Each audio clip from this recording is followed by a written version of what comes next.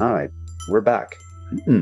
All right, we're back. And I think we all need a moment to just settle. That last section was heavy. Heavy is an understatement.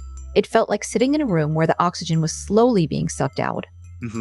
Tell me about it. I'm just here for the snacks, honestly. If I don't eat something soon, I might actually start seeing the entities myself. Please, Paco, don't give Koetting any ideas. You're already halfway to a demonic pact with that pizza craving. Speaking of which, Paco, are you heading out for a break? Yeah, I need to move. My jaw is still acting up from that dental demon, and I need a distraction.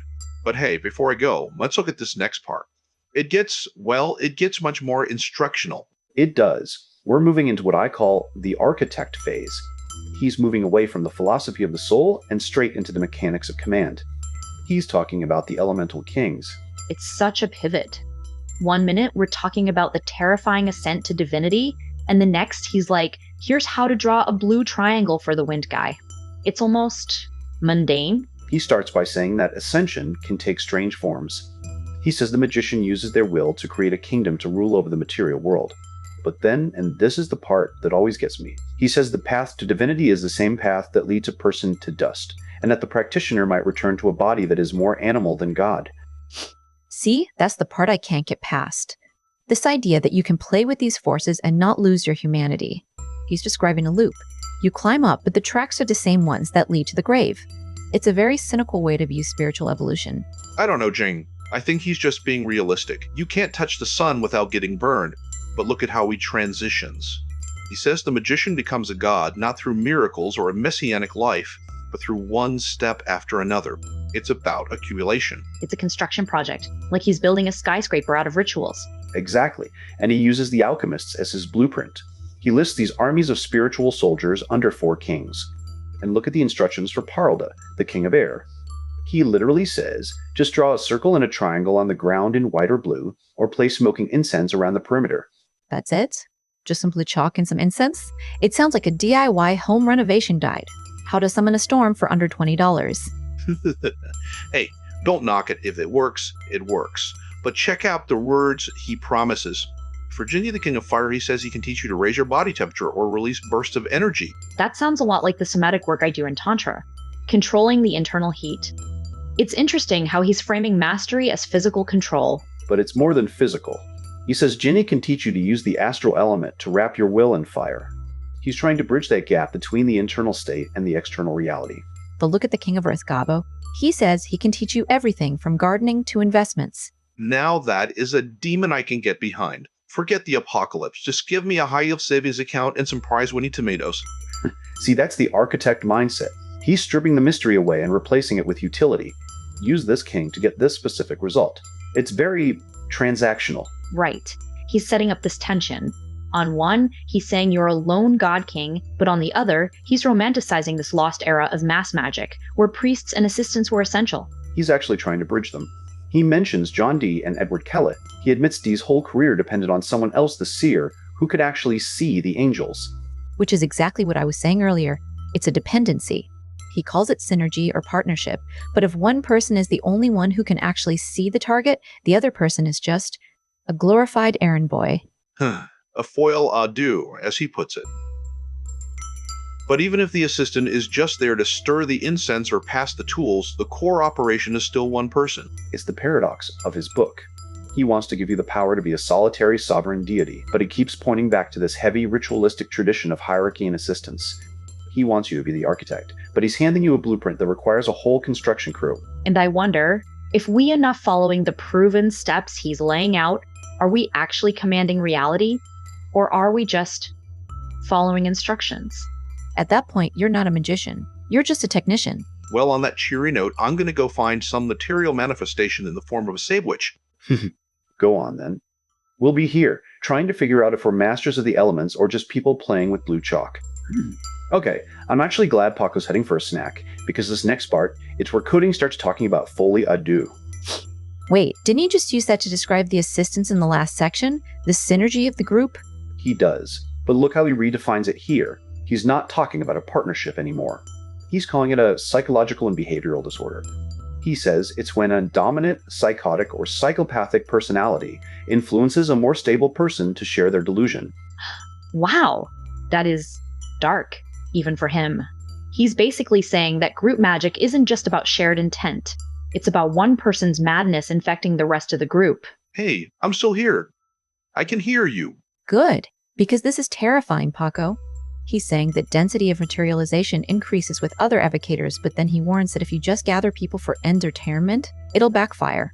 He says the untrained mind can't handle the sensory load. Yeah, and he says the worst case scenario isn't even a demon appearing, it's that the dilettante sees nothing, thinks it's a farce, and then, well, look at this part. He claims that even if they don't see anything, the demons still respond to their names, and they'll manifest in that person's life as nothing other than evil. So even if you're just playing and you don't believe, you're still opening a door you can't close. That's a heavy way to frame spiritual responsibility. It's a way to scare people into submission. Don't try this unless he's part of the elite. And then he follows it up with this incredibly elitist idea that the real masters have been studying forbidden arts since childhood and have sacrificed their entire lives. It's a classic gatekeeper move, Jane, but look at the pivot he makes right after. He says if you've admired great occultists, you should start your first group rituals with them. He's saying if you're a solo practitioner, you can just wait for a partner to show up at your door. That sounds a lot like how he met Seth. No ritual required, just a lot of shared confusion about Munchkin strategy. Hey, that was highly spiritual. Anyway, he moves into how to find these partners. He says most occult orders are just ego trips for a leader, but you should look for people who are tired of all this nonsense and want to move to the next level. Tired of the nonsense. That's exactly what he's doing to the reader. He's trying to recruit an army of the disillusioned. Well, look at the specific instruction. He says the most effective magic happens with strangers, not friends, not people you know. Because with strangers, you don't have social connections or biases to get in the way. That's a massive red flag for me. He says you might trust them with your secrets, but you wouldn't trust them with your life, because you only see their outer shell.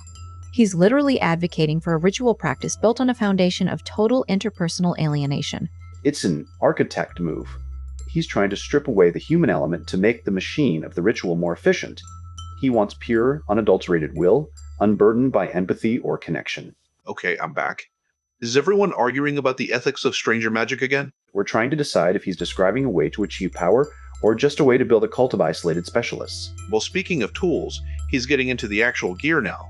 He's talking about scrying devices. Oh, I like this part. He's talking about mirrors and water.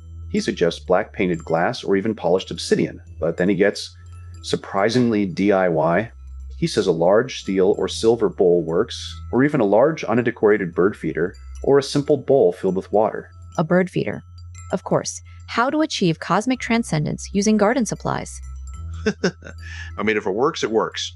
I've seen people do crazy things with a deck of cards. He says water is the most receptive substance because of its conductivity between the flesh and the powerful forces. He even tells the story about how he once saw the secrets of a companion just by looking into a glass of water. No way. He says it. Nothing better for this purpose than that. It's a wild claim, but he brings it back to the technicality. He says you have to set the device at a specific angle so you don't see reflections of the room like stalagmites, clouds, or even ceiling fans. Because the logical mind and everyday vision will block the true vision. You have to let the physical world melt away into this white mist. And there it is, the architect again. He's giving you the instructions to bypass your own brain, to turn your consciousness into a sensor for something else. It's not about finding truth. It's about deactivating the part of you that can question if what you're seeing is real. And that, I think, is the core of the tension we've been feeling all night. Is this the path to the divine, or just a very sophisticated way to induce a hallucination? Okay, I've been looking at the actual instructions for the scrying part. He doesn't start with a prayer or a mantra. He starts with your hands. Your hands? Like just hovering? Exactly. He says to extend your right hand over the portal of the water, or the glass about 3 to 5 centimeters above the surface. And you have to consciously control your breathing. Deep inhales, slow exhales. So basically a yoga class, but with more potential for spontaneous combustion. Wait, look at what happens next. He says, as your pranayama brings your energies into harmony, you'll feel this tangible magnetism between your palm and the portal. Like static electricity? Close. He says it's a simultaneous pull and push. Your hand is being repelled by the surface, but at the same time, it's being pulled back just strongly enough that your hand doesn't actually lift off.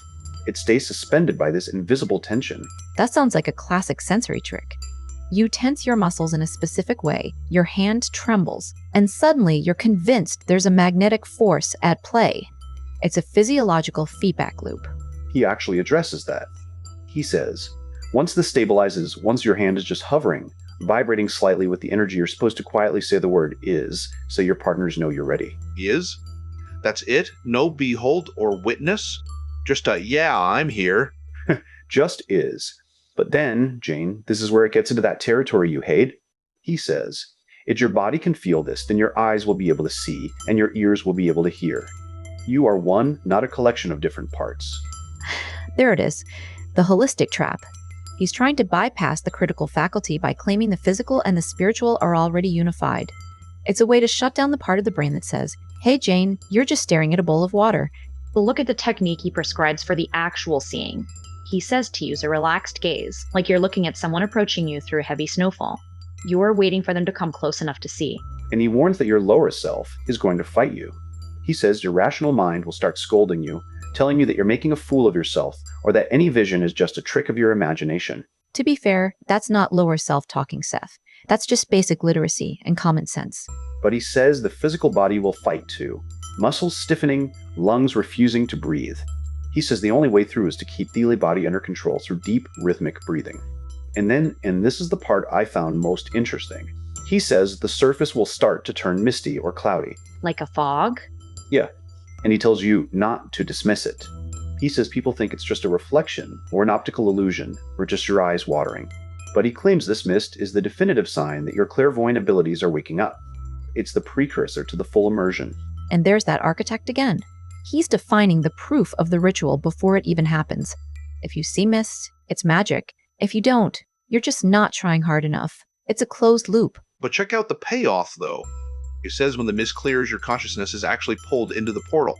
He describes it as a sensation of losing consciousness, like a wave of ecstatic frenzy washing over you. That sounds intense.